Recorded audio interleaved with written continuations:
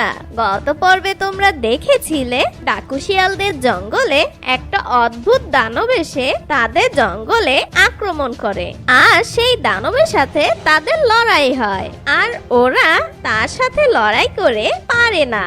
আর হঠাৎই ডাকু শিয়ালের বোর পেট থেকে এক অলৌকিক আলো বের হয়, আর সেই দানবটা সেখানেই অজ্ঞান হয়ে যায়। আর এখন দেখবে তার পরের পর্ব।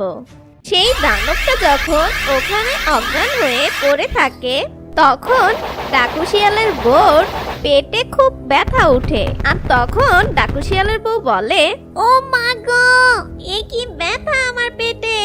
আমি কিভাবে এই ব্যথা সহ্য করব? কে কোথায় আছো? আমাকে বাঁচাও! এক্ষুনি আমাকে ডাক্তারের কাছে নিয়ে চলো! বাঁচাও! আমাকে কেউ বাঁচাও!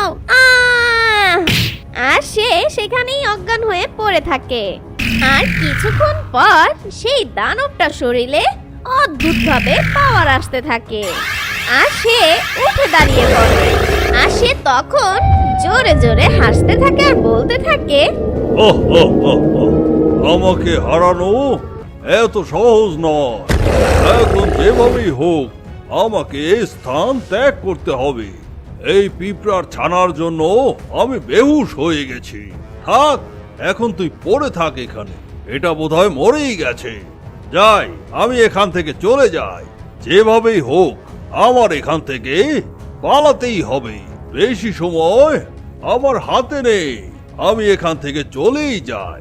এই বলে সেই দানবটা সেখান থেকে চলে যেতে থাকে। যেতে যেতে পথে সেই দানবটা হঠাৎ রাস্তায় শেফালি আর তার মাকে দেখতে পায়। সেখানে তারা দুজন দাঁড়িয়ে ছিল।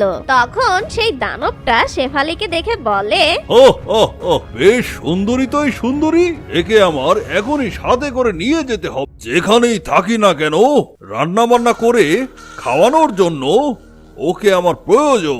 ওকে এক্ষুনি আমি উঠিয়ে নিয়ে যাব।